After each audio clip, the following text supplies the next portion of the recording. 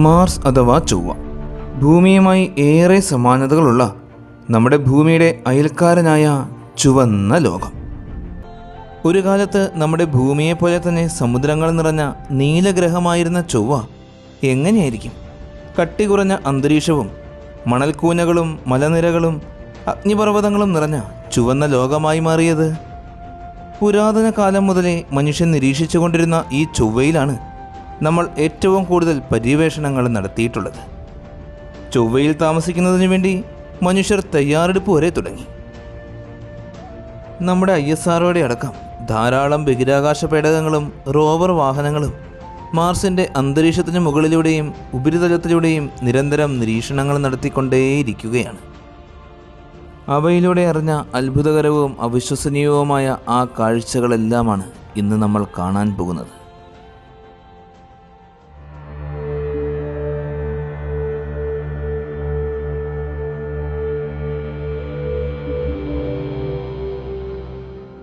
നമ്മുടെ ആകാശത്ത് കാണാൻ സാധിക്കുന്ന തിളക്കമുള്ള ബഹിരാകാശ വസ്തുക്കളിൽ ഒന്നാണ് ചൊവ്വ. അതുകൊണ്ട് തന്നെ പുരാതന കാലം മുതലേ മനുഷ്യൻ ചൊവ്വയെ നിരീക്ഷിക്കുന്നുണ്ട്.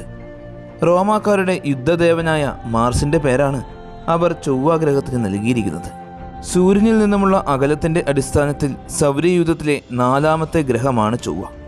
സൂര്യനിൽ നിന്നും ശരാശരി 23 കോടി കിലോമീറ്റർ അകലെയാണ് ചൊവ്വ സ്ഥിതി ചെയ്യുന്നത്. 6779 കിലോമീറ്റർ വ്യാസമുള്ള ചൊവ്വ നമ്മുടെ ഭൂമിയുമായി താരതമ്യപ്പെടുത്തി നോക്കുകയാണ് എങ്കിൽ ഭൂമിയുടെ പകുതി വലിപ്പം മാത്രമേ ഉള്ളൂ. ഭൂമിയിലെ 7 ഭൂഖണ്ഡങ്ങളെയും കൂട്ടിച്ചേർത്താലുള്ള അത്രയും വലിപ്പം. കാർബൺ ഡൈ ഓക്സൈഡ് കൊണ്ട് നിർമ്മിച്ച വളരെ കട്ടി കുറഞ്ഞ ഒരു അന്തരീക്ഷമാണ് ചൊവ്വയ്ക്കുള്ളത്. ഭൂമിയിലും മറ്റു പല ഗ്രഹങ്ങളിലും പെയ്യുന്നത് പോലെ ചൊവ്വയിൽ മഴ പെയ്യാറില്ല. അന്തരീക്ഷത്തിലെ നേർത്ത മേഘങ്ങൾക്ക് മഴയായി പെയ്യുവാൻ സാധിക്കില്ല.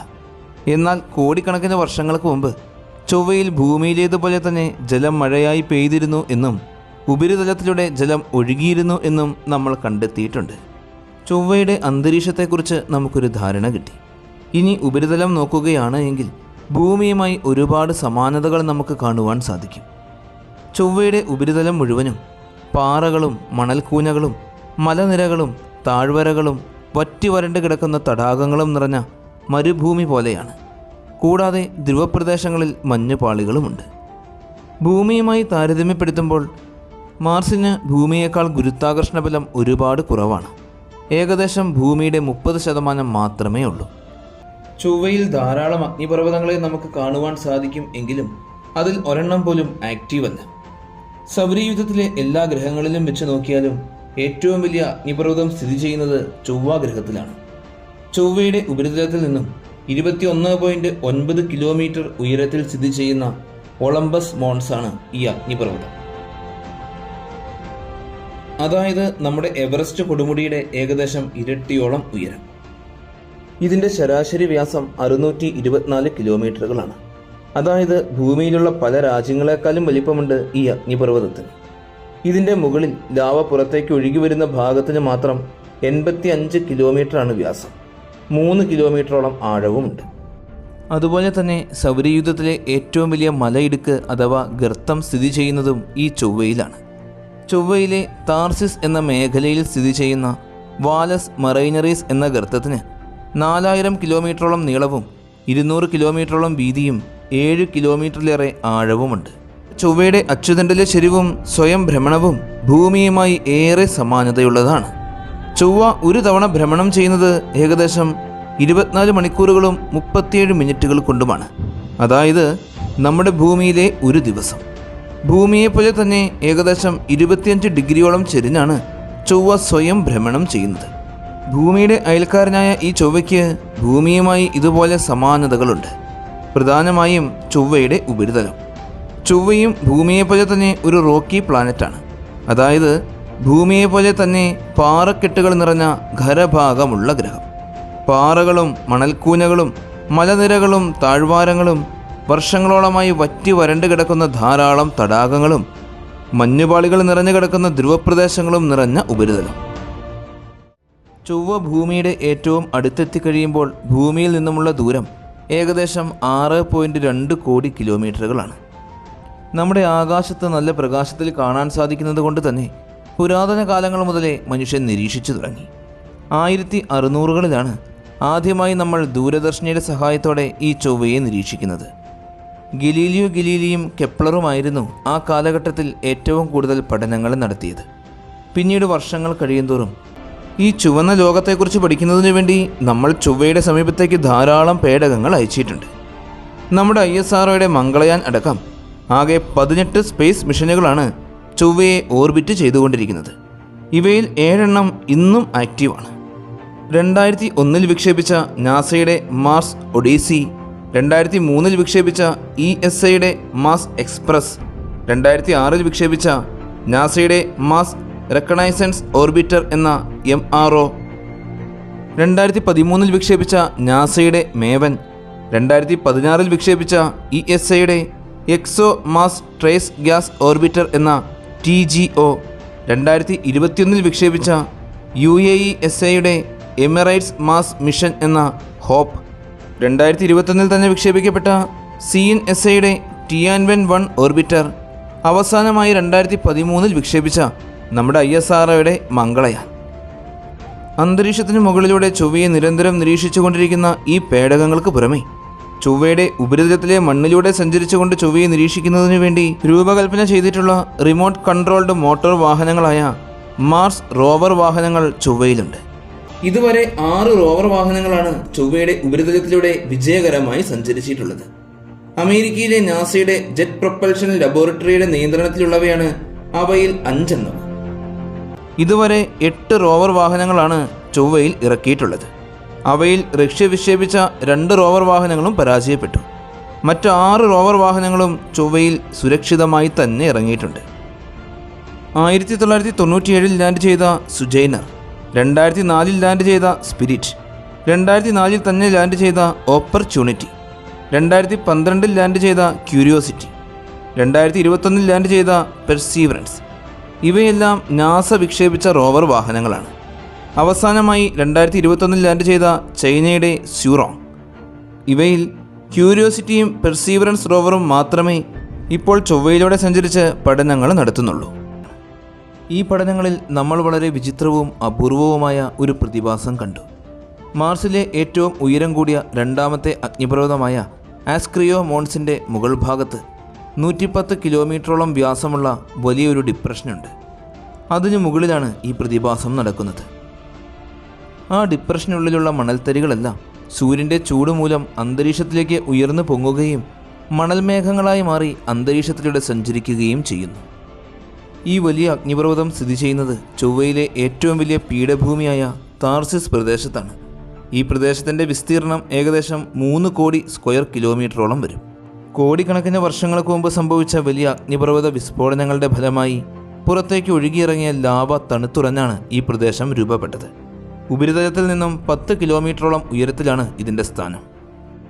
ഈ ഒരു പർവ്വതത്തെ കൂടാതെ ഈ പ്രദേശത്ത് ധാരാളം അഗ്നിപർവ്വതങ്ങളുണ്ട്.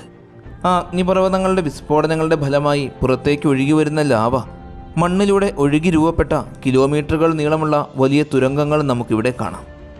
കൂടാതെ അതിശക്തമായ പൊടിക്കാറ്റും ഇവിടെ വീശിയടിക്കാറുണ്ട്. മാർസിലെ മറ്റൊരു വലിയ പ്രദേശമാണ് വാലിസ് മറിഞ്ഞറീസ്. ഈ പ്രദേശത്തൊട്ടാകെ നമുക്ക് കാണുവാൻ സാധിക്കുന്നത് വറ്റി വരണ്ട് കിടക്കുന്ന വലിയ ജലാശയങ്ങളാണ്. ഇവയ്ക്കെല്ലാം ഏകദേശം 4500 കിലോമീറ്ററോളം നീളമുണ്ട്. 10 കിലോമീറ്ററോളം ആഴമുള്ള ഈ പ്രദേശത്ത് കോടിക്കണക്കിന് വർഷങ്ങൾക്ക് മുമ്പ് ധാരാളം ജലമൊഴുകിയിരുന്നു.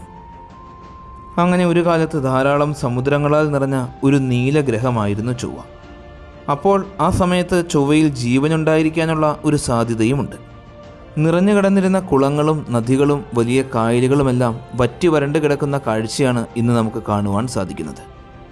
1971 മറൈനർ 9 പകർത്തിയ ചിത്രങ്ങളിൽ നിന്നുമാണ് ചൊവ്വയുടെ ഉപരിതലത്തിൽ നദികളും പുഴകളും ഒഴുകിയിരുന്നതിൻ്റെ അടയാളങ്ങൾ നമ്മൾ ആദ്യമായി കാണുന്നത്. പിന്നീട് വിക്ഷേപിച്ച പേടകങ്ങൾ വഴി ഇതിനെക്കുറിച്ചെല്ലാം വളരെ വിശദമായി തന്നെ പഠനങ്ങൾ നടത്തിക്കൊണ്ടിരിക്കുന്നു. ജലാശയങ്ങൾ ഉണ്ടായിരുന്നിടത്ത് ജീവനുണ്ടായിരുന്നോ എന്നതിനെക്കുറിച്ചും അന്വേഷണങ്ങൾ നടത്തിക്കൊണ്ടേയിരിക്കുകയാണ്. നാസ അവസാനമായി വിക്ഷേപിച്ച പെർസീവറൻസ് റോവർ ലാൻഡ് ചെയ്തത് ചൊവ്വയുടെ ഉപരിതലത്തിൽ അവസാനമായി ജലം വറ്റിപ്പോയി എന്ന് കരുതപ്പെടുന്ന ജസീറോ ക്രൈറ്ററിലാണ്. നാസയുടെ മാർസ് 2020 എന്ന ദൗത്യത്തിന്റെ ഭാഗമായി ജെറ്റ് പ്രൊപ്പൽഷൻ ലബോറട്ടറി നിർമ്മിച്ച പേടകമാണ് പെർസി എന്ന ഓമനപ്പേര് നൽകിയിരിക്കുന്ന പെർസീവറൻസ് റോവർ. പെർസീവറൻസ് റോവർ ക്യൂരിയോസിറ്റിക്ക് സമാനമായ ഒരു കാറിന്റെ അത്രത്തോളം വലിപ്പത്തിലാണ് നിർമ്മിച്ചിരിക്കുന്നത്. ഇതിന് പ്രധാനമായ 4 ലക്ഷ്യങ്ങളാണുള്ളത്.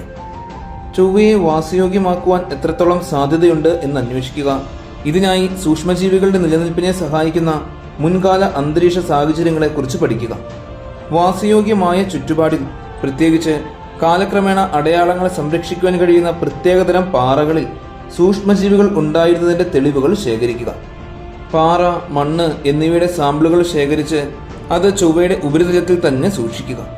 അവസാനമായി ചൊവ്വയുടെ അന്തരീക്ഷത്തിൽ നിന്നും ഓക്സിജൻ ഉൽപ്പാദിപ്പിക്കാൻ കഴിയുമോ എന്ന് പരീക്ഷിച്ച് മനുഷ്യവാസത്തിന് യോഗ്യമായ തയ്യാറെടുപ്പുകൾ നടത്തുക. ഈ ലക്ഷ്യങ്ങളെ അടിസ്ഥാനമാക്കി ധാരാളം ശാസ്ത്രീയ ഉപകരണങ്ങളും ക്യാമറകളും പെർസീവറൻസിൽ ഉണ്ടായിരുന്നു.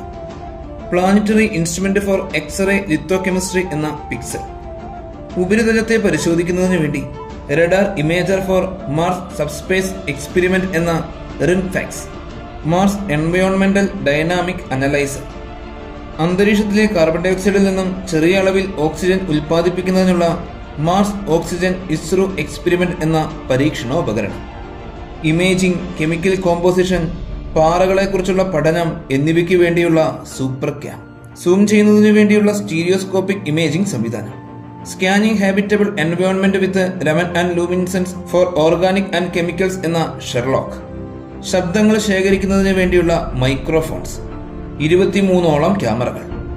ഇവയ്ക്കെല്ലാം പുറമെ ഇൻജെന്യൂറ്റി എന്ന 1.8 കിലോഗ്രാമോളം ഭാരമുള്ള സൗരോർജ്ജത്തിൽ പ്രവർത്തിക്കുന്ന ചൊവ്വ ഹെലികോപ്റ്റർ. ഫ്ലോറിഡയിലെ കേപ്പ് കനാവറൽ എയർഫോഴ്സ് സ്റ്റേഷനിൽ SLC-41 നിന്നും United Launch Alliance Atlas V541 launching വെഹിക്കിളിൽ 2020 ജൂലൈ മാസം 30-ാം തീയതി 11:50 പെർസീവറൻസ് റോവർ വിജയകരമായി പറന്നുയർന്നു. ഭൂമിയിൽ നിന്നും ചൊവ്വയെ ലക്ഷ്യമാക്കി പറന്ന പെർസീവറൻസിന്റെ വേഗത മണിക്കൂറിൽ ഏകദേശം 40,000 കിലോമീറ്ററോളം ആയിരുന്നു. ചൊവ്വയിൽ റോവറിനെ ഇറക്കാൻ തീരുമാനിച്ചിരുന്നത് ജസീറ എന്ന ഗർത്തത്തിലാണ്. കൃത്യമായി അതേ പ്രദേശത്ത് തന്നെ ഇറങ്ങുന്നതിനു വേണ്ടി യാത്രയിൽ ഏകദേശം 7 തവണയോളം റോവറിന്റെ സഞ്ചാരപാത നാസ മാറ്റം വരുത്തിക്കൊണ്ടേയിരുന്നു. ഇതിനോടൊപ്പം പേടകത്തിലെ ഉപകരണങ്ങളുടെയും പേടകത്തിന്റെയും സുരക്ഷ ഉറപ്പുവരുത്തി. അങ്ങനെ നീണ്ട 29 ആഴ്ചക്കാലത്തെ യാത്രയ്ക്കൊടുവിൽ പേടകം ചൊവ്വയുടെ സമീപത്തെത്തി. പേടകത്തിലെ വാർത്താവിനിമയ സംവിധാനങ്ങൾ ക്രമീകരിക്കുക, പേടകത്തിന്റെ ആന്റിനകൾ ഭൂമിക്ക് നേരെ തിരിച്ചുവെക്കുക എന്നീ പ്രവർത്തികളെല്ലാം ചൊവ്വയുടെ അന്തരീക്ഷത്തിൽ പ്രവേശിക്കുന്നതിന് മുൻപേ തന്നെ നാസ ചെയ്തു തീർത്തു. ഇതുവരെയുള്ള യാത്രയിൽ ഉടനീളം പേടകത്തിന് ഊർജം നൽകിയിരുന്നത് പേടകത്തിൽ ഘടിപ്പിച്ചിരുന്ന സോളാർ പാനലുകളിൽ നിന്നുമായിരുന്നു. ഇനി ആ സഹായം ഉണ്ടായിരിക്കുകയില്ല. ചൊവ്വയുടെ അന്തരീക്ഷത്തിൽ പ്രവേശിക്കുന്നതിന് തൊട്ടു മുൻപ് തന്നെ ഈ സോളാർ പാനലുകളെല്ലാം വേർപെട്ടു പോയി. ഭൂമിയിൽ നിന്നും നിയന്ത്രിച്ചിരുന്ന ഈ പേടകത്തിന്റെ യാത്ര ഇനി തനിച്ചാണ്. അതായത് അന്തരീക്ഷത്തിൽ പ്രവേശിക്കുന്നത് മുതൽ മുൻകൂട്ടി നിശ്ചയിച്ചിരുന്ന പ്രദേശത്ത് സുരക്ഷിതമായി ഇറങ്ങുന്നതുവരെയുള്ള സകല പ്രവൃത്തികളും പേടകം സ്വയം നിയന്ത്രിക്കേണ്ടതാണ്. ടെറൈൻ റിലേറ്റീവ് നാവിഗേഷൻ എന്ന സംവിധാനം ഉപയോഗിച്ച് ചെരിഞ്ഞതും അപകടകരവുമായ പ്രദേശങ്ങളെല്ലാം ഒഴിവാക്കി സുരക്ഷിതമായി ലാൻഡ് ചെയ്യേണ്ട പ്രദേശം പേടകത്തിന് സ്വയം കണ്ടെത്താൻ സാധിക്കും. ചൊവ്വയുടെ അന്തരീക്ഷത്തിൽ പേടകം പ്രവേശിച്ച ശേഷം ഉപരിതലത്തിൽ ലാൻഡ് ചെയ്യുന്നത് വരെയുള്ള 7 മിനിറ്റുകളെ 7 മിനിറ്റ്സ് ഓഫ് ടെറർ അഥവാ 7 ഭീകര മിനിറ്റുകൾ എന്നാണ് നാസ വിശേഷിപ്പിച്ചത്. ഏകദേശം 20,000 km/h വേഗതയിലാണ് ചൊവ്വയുടെ അന്തരീക്ഷത്തിലേക്ക് പേടകം പ്രവേശിച്ചത്. ചൊവ്വയുടെ നേർത്ത അന്തരീക്ഷത്തിന്റെ ഘർഷണം മൂലം പേടകത്തിന് അപകടം സംഭവിക്കാതിരിക്കുന്നതിന് വേണ്ടി ഹീറ്റ് ഷീൽഡിന്റെ ഉള്ളിലാണ് പേടകം ഉള്ളത്. താഴേക്ക് കൃത്യമായി ഇറങ്ങുന്നതിനാവശ്യമായ ആംഗിളുകൾ ക്രമീകരിച്ച ശേഷം ത്രസ്റ്ററുകൾ സ്വയം ജ്വലിപ്പിക്കുകയും അതിനോടൊപ്പം മാസ് കുറയ്ക്കുന്നതിനു വേണ്ടി ഹീറ്റ് ഷീൽഡ് ഉപേക്ഷിക്കുകയും ചെയ്തു. ഈ സമയത്തോടെ പേടകത്തിന്റെ വേഗത പകുതിയിൽ കൂടുതൽ കുറഞ്ഞു. 1000 km/h താഴെയായി. ഇതുവരെ താഴേക്ക് ഇറങ്ങുന്നതിനു വേണ്ടി ഉപയോഗിച്ചിരുന്ന പാരാച്യൂട്ടുകൾ പേടകത്തിൽ നിന്നും വിച്ഛേദിക്കുന്നതിനുള്ള സമയമായി.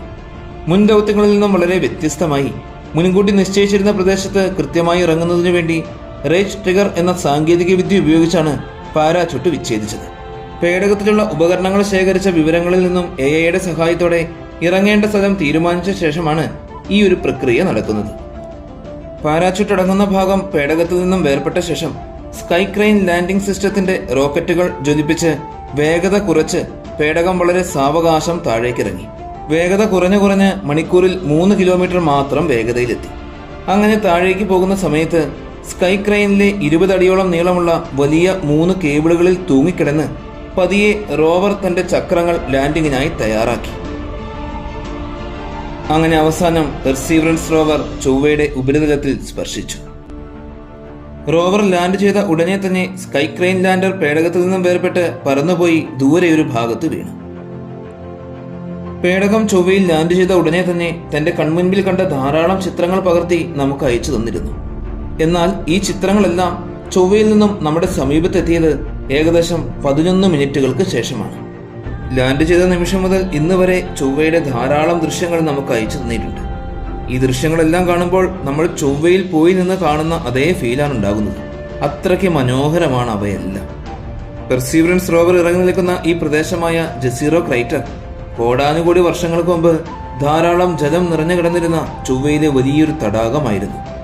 വർഷങ്ങൾക്ക് ശേഷം ചൊവ്വ മരുഭൂമിയായി മാറിയപ്പോൾ ഈ തടാകം വലിയൊരു ഗർത്തമായി രൂപം പ്രാപിച്ചു. തടാകത്തിൽ ധാരാളമായി ജീവജാലങ്ങൾ ഉണ്ടായിരുന്നു എങ്കിൽ അവയുടെ എന്തെങ്കിലും അടയാളങ്ങൾ ഇതിന്റെ അടിത്തട്ടിൽ നിന്നും കണ്ടെത്താൻ സാധിക്കും എന്ന വിശ്വാസത്താലാണ് പഠനങ്ങൾ നടത്തുന്നതിനു വേണ്ടി നാസ പെർസീവറൻസ് റോവറിനെ ഇവിടെ തന്നെ ഇറക്കിയത്. ഈ പ്രദേശത്ത് വർഷങ്ങൾക്ക് മുമ്പ് തടാകങ്ങളും പുഴകളുമെല്ലാം സമൃദ്ധമായി ഉണ്ടായിരുന്നുവെന്ന് പ്രദേശം കാണുമ്പോൾ തന്നെ നമുക്ക് മനസ്സിലാക്കുവാൻ സാധിക്കും. ജസീറ ഗർത്തത്തിൽ കോടിക്കണക്കിന് വർഷങ്ങൾക്ക് മുമ്പ് ജലത്തിലൂടെ ഒഴുകിയെത്തിയ വസ്തുക്കളെപ്പറ്റി പഠിക്കുന്നതിന് വേണ്ടിയുള്ള ആദ്യത്തെ 2 വർഷങ്ങളെ പ്രൈം മിഷൻ എന്നാണ് പറയുന്നത്. ഈ സമയത്ത് ഗർത്തത്തിൽ ഉപകരണങ്ങൾ ഉപയോഗിച്ച് പഠനങ്ങൾ നടത്തും. വർഷങ്ങൾക്ക് മുമ്പ് ഈ പ്രദേശത്തുകൂടെ ഒഴുകിയിരുന്ന പുഴയിലെ ജലം മൂലം രൂപപ്പെട്ട ഡെൽറ്റകളാണ് നമുക്ക് കാണുവാൻ സാധിക്കുന്നത്. ഈ ഡെൽറ്റയ്ക്ക് കൊഡാക് ഡെൽറ്റ എന്നാണ് പേര് നൽകിയിരിക്കുന്നത്. ഈ ഡെൽറ്റകളെ നമ്മൾ കാണുന്നത് ഇപ്പോൾ ജസീറ ഗർത്തത്തിന്റെ ഉള്ളിൽ നിന്നുകൊണ്ടാണ്. ഇവിടെ നിന്നുകൊണ്ട് നോക്കുമ്പോൾ ഉയരം കൂടിയ പല പ്രദേശങ്ങളും കാണുവാൻ സാധിക്കും. 10 മീറ്ററോളം ഉയരമുള്ള ഡെൽറ്റകൾ ഈ പ്രദേശത്തുണ്ട്. പുഴയിലൂടെ ഒഴുകി വന്ന കല്ലും മണ്ണുമെല്ലാം മൂലമാണ് ഇവയെല്ലാം രൂപപ്പെട്ടത്. ഇതുകൂടാതെ വലിയ അഗ്നിപർവ്വത വിസ്ഫോടനങ്ങൾ മൂലം രൂപം കൊണ്ട വലിയ പാറകളും നമുക്ക് കാണുവാൻ സാധിക്കും. വളരെ കനം കുറഞ്ഞ അന്തരീക്ഷമായതുകൊണ്ടും ഭീകരമായ കാലാവസ്ഥാ വ്യതിയാനങ്ങളൊന്നും സംഭവിക്കാത്തതുകൊണ്ടും കോടാനുകോടി വർഷങ്ങൾക്ക് മുമ്പുണ്ടായിരുന്ന സകലതും ഒരു ചരിത്രരേഖ എന്ന പോലെ തന്നെ ചൊവ്വയുടെ ഉപരിതലത്തിൽ അതേപോലെ നമുക്ക് കാണുവാൻ സാധിക്കുന്നുണ്ട്. പെർസീവറൻസ് റോവർ ആ പ്രദേശത്ത് കണ്ട ചില മനോഹരങ്ങളായ രൂപങ്ങളാണിവ. അഗ്നിപർവ്വതങ്ങൾ പൊട്ടിത്തെറിച്ച് ഉറച്ചുണ്ടായതായിരിക്കും ഇവ. ഇവയുടെ സാമ്പിളുകൾ റോവർ ശേഖരിക്കുന്നുണ്ട്. മറ്റൊരു ദൗത്യത്തിലൂടെ നാസ ഇതെല്ലാം ഭൂമിയിലേക്ക് കൊണ്ടുവരും. ഈ ഒരു പ്രദേശത്ത് ധാരാളമായി കുന്നുകൾ പോലെ തോന്നിക്കുന്ന പാറ കഷ്ണങ്ങളുണ്ട്. ഈ പ്രദേശത്തിന്റെ ഏറ്റവും വലിയ പ്രത്യേകതയാണിത്. എന്നാൽ മുന്നോട്ട് സഞ്ചരിച്ചു കൊണ്ടിരിക്കുന്ന പെർസീവറൻസ് റോവറിന് ഏറ്റവും അപകടം നിറഞ്ഞ പാതയാണിത്. കാരണം 2000-ൽ വിക്ഷേപിക്കപ്പെട്ട സ്പിരിറ്റ് എന്ന റോവറിന് ഇതുപോലൊരു പാതയിലാണ് അപകടം സംഭവിച്ചത്. എന്നാൽ മറ്റു ദൗത്യങ്ങളിൽ നിന്നുമെല്ലാം വളരെ വ്യത്യസ്തമായി പെർസീവറൻസ് റോവറിന്റെ കൂടെ ഒരു കുഞ്ഞൻ ഹെലികോപ്റ്റർ ഉണ്ട്. ഇൻജിന്യൂറ്റി എന്ന ഈ ഹെലികോപ്റ്റർ പെർസീവറൻസ് സഞ്ചരിക്കേണ്ട വഴിയെല്ലാം മുൻകൂട്ടി കണ്ടു മനസ്സിലാക്കും. അപകട സാധ്യതകൾ എന്തെങ്കിലും ഉണ്ടെങ്കിൽ അത് മനസ്സിലാക്കി മുന്നോട്ട് സഞ്ചരിക്കാനും സാധിക്കും. ഇതിനുവേണ്ടി തുടർച്ചയായ 2 മാസക്കാലത്തോളം ചൊവ്വയുടെ ഉപരിതലത്തിൽ നിന്നും 10 മീറ്റർ ഉയരത്തിൽ ഹെലികോപ്റ്റർ പറന്നു നടന്ന് വഴികളെല്ലാം മനസ്സിലാക്കി. അങ്ങനെ ഇൻജിന്യൂറ്റിയിൽ നിന്നും ലഭിച്ച വിവരങ്ങളുടെ അടിസ്ഥാനത്തിൽ നവംബർ മാസം പെർസീവറൻസ് തന്റെ യാത്ര ആരംഭിച്ചു. പാറകൾക്കിടയിലൂടെയുള്ള പെർസീവറൻസ് റോവറിന്റെ യാത്രയാണ് ഇപ്പോൾ നമ്മൾ കാണുന്നത്. ഈ പ്രദേശത്ത് അല്പം വലിപ്പം കൂടിയ ബൺസൺ പീക്ക് എന്ന പാറയുണ്ട്. ആ പാറയുടെ സമീപത്തേക്ക് പോവുക എന്നതാണ് റോവറിന്റെ ലക്ഷ്യം. അതിന്റെ സമീപത്തെത്തിക്കഴിഞ്ഞപ്പോൾ ആ പാറയിൽ നിന്നും സാമ്പിളുകൾ കളക്ട് ചെയ്തു. അതിനുള്ളിലേക്ക് ഡ്രില്ല് ചെയ്ത ശേഷമാണ് പാറയിൽ നിന്നും സാമ്പിളുകൾ കളക്ട് ചെയ്തത്. ഇത് അഗ്നിപർവ്വതം പൊട്ടിത്തെറിച്ച് രൂപം കൊണ്ട ഇഗ്നിയസ് റോക്ക് ആയിരുന്നു. ഇപ്പോൾ പേടകം പര്യവേഷണം നടത്തിക്കൊണ്ടിരിക്കുന്ന ജസീറോ ക്രൈറ്ററിന്റെ പ്രദേശത്തിന്റെ പേര് സെയ്ത്തെ എന്നാണ്. ഈ പ്രദേശത്തെ പര്യവേഷണത്തിന് ശേഷം ഡിസംബർ മാസം മറ്റൊരു പ്രദേശത്തേക്ക് പെർസീവറൻസ് കടന്നു. അവിടെയും ധാരാളം പാറകളുണ്ട്. അവിടെ നിന്നും പാറകളുടെയും മണ്ണിന്റെയും സാമ്പിളുകൾ ശേഖരിച്ചു.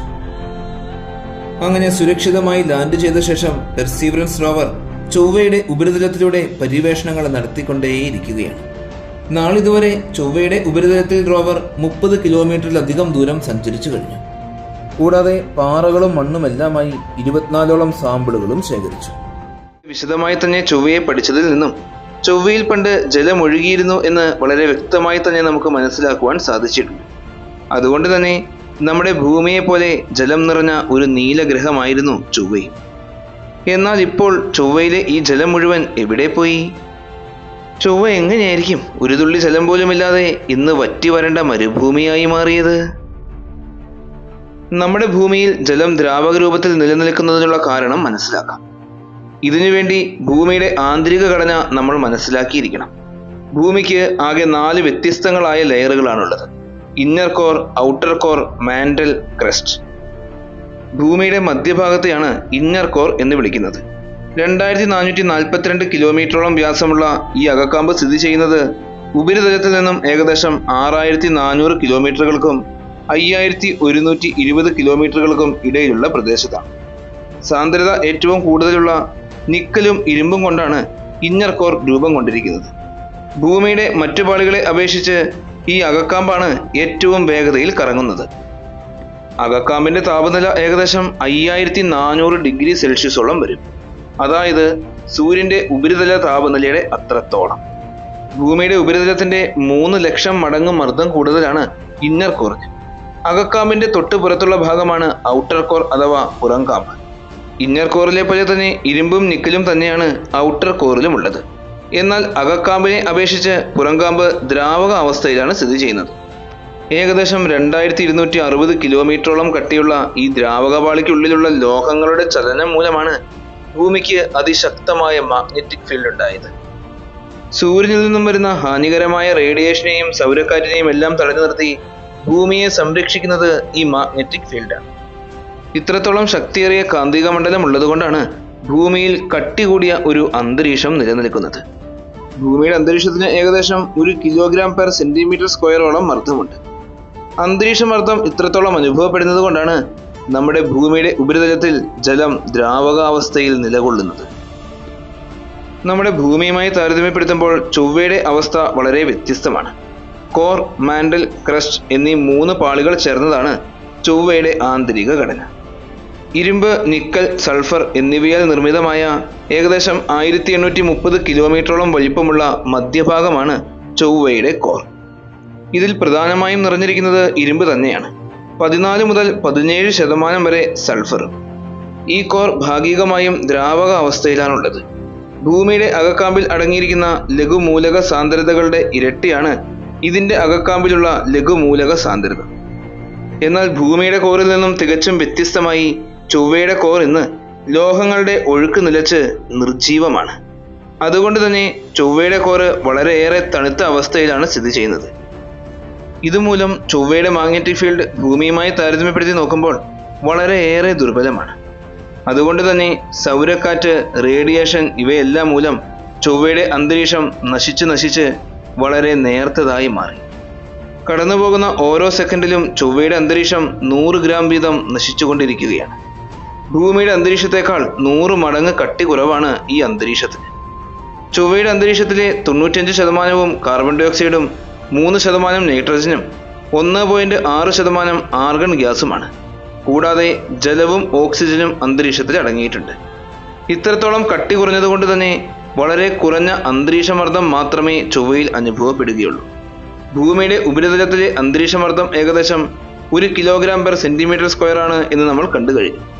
എന്നാൽ ചൊവ്വയിലെ മർദ്ദം വെറും 0.006 കിലോഗ്രാം പെർ സെന്റിമീറ്റർ സ്ക്വയർ മാത്രമാണ്. അതായത് ഭൂമിയിലെ അന്തരീക്ഷമർദ്ദത്തിന്റെ 1% പോലും ചൊവ്വയിലില്ല. ഈ അന്തരീക്ഷ സമ്മർദ്ദത്തിൽ ഒരിക്കലും ജലത്തിന് ചൊവ്വയുടെ ഉപരിതലത്തിൽ ദ്രാവക രൂപത്തിൽ നിലനിൽക്കുവാൻ സാധിക്കുകയേയില്ല. ഈ സമ്മർദ്ദം ജലത്തെ തണുപ്പിച്ച് ഐസാക്കുകയും പിന്നീട് നീരാവിയാക്കി മാറ്റുകയും ചെയ്യും. വളരെ കുറഞ്ഞ ചൊവ്വയുടെ അന്തരീക്ഷ സമ്മർദ്ദം എന്ന് പറയുന്നത് ജലത്തിന്റെ ട്രിപ്പിൾ പോയിന്റിനേക്കാളും താഴെയാണ്. അതുകൊണ്ട് തന്നെ അവിടെ സബ്ലിമേഷൻ എന്ന പ്രവർത്തനം വഴി അന്തരീക്ഷം നശിച്ച് അന്തരീക്ഷത്തിലെ മർദ്ദം കുറയുന്നതിനനുസരിച്ച് അവിടെയുള്ള ജലം നീരാവിയായി മാറുകയാണ്. ആ നീരാവി പിന്നീട് ബഹിരാകാശത്തേക്ക് അലിഞ്ഞു ചേരുകയും ചെയ്യും. എന്നാൽ ഐസിന്റെ രൂപത്തിൽ ധ്രുവപ്രദേശങ്ങളിൽ സ്ഥിതി ചെയ്യുന്ന ജലം നമ്മൾ കണ്ടെത്തിയിട്ടുണ്ട്. ഇന്ന് ചൊവ്വയിൽ ജലം ദ്രാവകാവസ്ഥയിൽ കാണപ്പെടാതിരിക്കുന്നതിനുള്ള കാരണം എന്താണ് എന്ന് ഇപ്പോൾ നമുക്ക് മനസ്സിലായി കഴിഞ്ഞു. എന്നാൽ രൂപം കൊണ്ട നാളു മുതൽ ഇന്ന് വരെ സൂര്യന്റെ ഹാബിറ്റബിൾ മേഖലയ്ക്കുള്ളിൽ ഒരിക്കലും കടന്നിട്ടില്ലാത്ത ഈ മാർസിൽ എങ്ങനെയായിരിക്കും ഒരു കാലത്ത് ജലം ദ്രാവക രൂപത്തിൽ നിലനിന്നത്? സൗരയൂഥം രൂപം കൊണ്ട സമയത്ത് സൂര്യന്റെ ചുറ്റിലുമുള്ള പ്രോട്ടോ പ്ലാനറ്ററി ഡിസ്കിൽ നിന്നുമുള്ള പദാർത്ഥങ്ങളുടെ റൺവേ അഡീഷൻ എന്ന ക്രമരഹിതമായ പ്രക്രിയയുടെ ഫലമായിട്ടാണ് ചൊവ്വ പിറവിയെടുക്കുന്നത്. ചൊവ്വ രൂപം കൊണ്ട സൗരയൂഥത്തിലെ പ്രത്യേക പ്രദേശത്തിൻ്റെ സവിശേഷത കാരണം ചൊവ്വയ്ക്ക് നിരവധിയായ രാസസവിശേഷതകൾ ഉണ്ടായിരുന്നു. ക്ലോറിൻ, ഫോസ്ഫറസ്, സൾഫർ തുടങ്ങിയ താരതമ്യേന ലോ ബോയിലിംഗ് പോയിന്റിലുള്ള മൂലകങ്ങൾ ഭൂമിയിലേതിനേക്കാളും കൂടുതലായി ചൊവ്വയിൽ അന്നുണ്ടായിരുന്നു. പ്രായം കുറഞ്ഞ സൂര്യനിൽ നിന്നും വരുന്ന സൗരക്കാറ്റ് ഗ്രഹത്തിന്റെ സൂര്യനോട് അഭിമുഖമായിരിക്കുന്ന ഭാഗത്തു നിന്നും ഇത്തരം മൂലകങ്ങളെ എല്ലാം പുറത്തേക്ക് തള്ളി വിട്ടിട്ടുണ്ടാകും. ഭൂമി, ശുക്രൻ എന്നിവയിൽ നിന്നും വളരെ വ്യത്യസ്തമായി ജൂപ്പിറ്ററിന്റെ ഗുരുത്വാകർഷണ ബലം ചൊവ്വ രൂപീകരിക്കപ്പെടുന്ന സമയത്ത് കൂടുതൽ പദാർത്ഥങ്ങൾ ചൊവ്വയിൽ വന്നു ചേരാതെ തടഞ്ഞു നിർത്തിയിട്ടുമുണ്ട്. അതുകൊണ്ട് ചൊവ്വ പൂർണ്ണമായും രൂപപ്പെട്ടു കഴിഞ്ഞപ്പോൾ ഭൂമിയുടെ ഏകദേശം പകുതി വലിപ്പം മാത്രമേ ഉള്ളൂ. ചൊവ്വ സ്ഥിതി ചെയ്യുന്ന സൗരയൂഥത്തിലെ പ്രദേശം സൂര്യന്റെ ഹാബിറ്റബിൾ മേഖലയ്ക്ക് പുറത്താണ്. അതായത് ജലം ദ്രാവക രൂപത്തിൽ നിലനിൽക്കുവാൻ സാധ്യതയുള്ള വാസയോഗ്യമായ മേഖലയ്ക്ക് പുറത്ത്. ചൊവ്വ ഒരു റോക്കി പ്ലാനറ്റ് ആണെന്ന് നമുക്കറിയാം. നമ്മുടെ ഭൂമി അടക്കം റോക്കി പ്ലാനറ്റുകളെല്ലാം രൂപം കൊള്ളുന്നത് ലാവ നിറഞ്ഞു കിടക്കുന്ന ഒരു വലിയ തീഗോളമായിട്ടാണ്. അപ്പോൾ ഗ്രഹത്തിന് നമുക്ക് സങ്കല്പിക്കാൻ പോലും സാധിക്കാത്ത അമിതമായ ചൂട് അനുഭവപ്പെടും. ഇതേ സമയത്ത് ഭൂമിയിലേതുപോലെ തന്നെ വളരെ കട്ടി കൂടിയ ഒരു അന്തരീക്ഷവും ഉണ്ടായിരിക്കണം. ഭൂമിയുടെ ഉത്ഭവ സമയത്ത് സംഭവിച്ചതുപോലെ തന്നെ ചൊവ്വ രൂപം കൊണ്ട സമയത്തും അഗ്നിപർവ്വത വിസ്ഫോടനങ്ങളുടെയും മറ്റ് ബഹിരാകാശ വസ്തുക്കൾ ചൊവ്വയിൽ വന്ന് പതിച്ചതിൻ്റെയും ഫലമായി അന്തരീക്ഷത്തിലേക്ക് ധാരാളം പൊടിപടലങ്ങളും വാതകങ്ങളും എത്തിയിട്ടുണ്ടാകും. അങ്ങനെ അന്തരീക്ഷത്തിന്റെ കട്ടി വീണ്ടും കൂടി. അങ്ങനെ വളരെയേറെ കട്ടി കൂടിയ അന്തരീക്ഷം ഉണ്ടായിക്കഴിഞ്ഞപ്പോൾ ചൊവ്വയിൽ ചൂട് നിലനിൽക്കാൻ തുടങ്ങി. ഇങ്ങനെ താപനിലയും അന്തരീക്ഷ സമ്മർദ്ദവും മൂലം ചൊവ്വയുടെ ഉപരിതലത്തിൽ ജലം ദ്രാവക രൂപത്തിൽ നിലനിന്നു. ആ ജലം കോടിക്കണക്കിന് വർഷക്കാലത്തോളം ഉപരിതലത്തിലൂടെ ഒഴുകി. നദിയായും പുഴയായും സമുദ്രമായും എല്ലാം ഒഴുകിയിരുന്നതിൻ്റെ അടയാളങ്ങളെല്ലാം നമ്മൾ നേരിട്ട് കാണുകയും ചെയ്തു. എന്നാൽ ഭൂമിയേക്കാളും ഒരുപാട് വലിപ്പം കുറഞ്ഞ ചൊവ്വയിൽ കോറിന്റെ താപനില കുറഞ്ഞു പോവുകയും അത് തണുത്ത് ഇനാക്റ്റീവ് ആവുകയും ചെയ്തു. ഇതിന്റെ ഫലമായി നമ്മൾ ആദ്യം കണ്ടതുപോലെ ചൊവ്വയുടെ അന്തരീക്ഷം നശിച്ചുപോയി. മർദ്ദം കുറഞ്ഞ് ഒരു തുള്ളി ജലം പോലും ഇല്ലാതെ വറ്റി വരണ്ട് ചൊവ്വ മരുഭൂമിയായി മാറി. ഈ ജലാശയങ്ങളിലോ അവയുടെ സമീപത്തോ ജീവനുണ്ടായിരുന്നോ ഇല്ലയോ എന്ന് നമുക്ക് വ്യക്തമായി അറിയില്ല. എന്നാൽ ജലമുള്ളിടത്ത് ജീവനുണ്ടാകാനുള്ള സാധ്യതകളുമുണ്ട്. ഈ സാധ്യതകളെ മുൻനിർത്തി വറ്റിപ്പോയ ആ ജലാശയങ്ങൾക്കുള്ളിൽ നമ്മൾ ഇന്നും പഠനങ്ങൾ നടത്തിക്കൊണ്ടേയിരിക്കുകയാണ്. ഈ പേടകങ്ങളെല്ലാം നമ്മെ അത്ഭുതപ്പെടുത്തുന്ന വിചിത്രമായ ധാരാളം ചിത്രങ്ങളും നമുക്ക് അയച്ചു തന്നിട്ടുണ്ട്. മനുഷ്യൻ്റെ മുഖങ്ങൾ മുതൽ ബ്ലൂബെറികളും കരടികളും വരെ. ഈ ചുവന്ന ലോകം വളരെയേറെ കാലമായി ജീവൻ്റെ അടയാളങ്ങൾ നമുക്ക് കാണിച്ചു തന്നുകൊണ്ടേയിരിക്കുകയാണ്. നൂറ്റാണ്ടുകളോളമായി ചൊവ്വയുടെ ഉപരിതലത്തിൽ മനുഷ്യർ വിചിത്രമായ പല കാര്യങ്ങളും കാണുന്നു. ഒരുപക്ഷെ ഭൂമിയെ കൂടാതെ സൗരയൂഥത്തിലെ ഏറ്റവും വാസയോഗ്യമായ ഒരു ഗ്രഹത്തോട് ഏറ്റവും അടുത്തത് ചൊവ്വയായതുകൊണ്ടാകാം. അല്ലെങ്കിൽ ഒരുപക്ഷെ ഇത് മനോഹരമായി കാണുവാൻ കഴിയുന്ന അത്രത്തോളം അടുത്തായതുകൊണ്ടുമാകാം. ഭയപ്പെടുത്തുന്ന ഹ്യൂമനോയിഡ് രൂപങ്ങൾ മുതൽ പുഷ്പങ്ങൾ, കരടികൾ, ബീറ്റിൽസ് എന്നിവയെ വരെ ഈ ചുവന്ന ഗ്രഹം നമുക്ക് കാണിച്ചു തന്നിട്ടുണ്ട്.